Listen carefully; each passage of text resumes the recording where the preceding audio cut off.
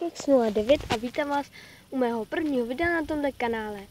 Budu točit Pokémon Go a budu vám říkat různě o Pokémonech a určitě tuhle hru znáte, ale pokud ne, tak se podívejte na jiná videa.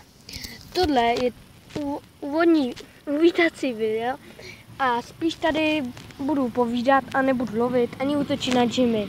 Takže v příštích videích bych teda chtěl udělat nějaký velký lov nebo zaútočit na nějaký gym. Takže tohle je zase všechno takový jakože k plánu.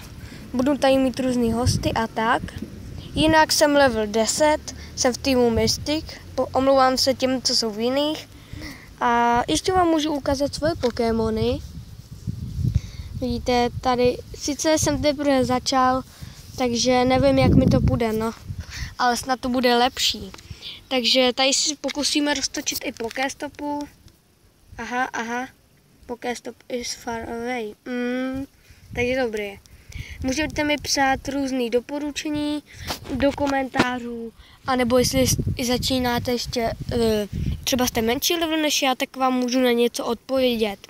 Ale určitě mi třeba pište různé tipy, protože nejsem úplně zase ten nejzkušenější hráč.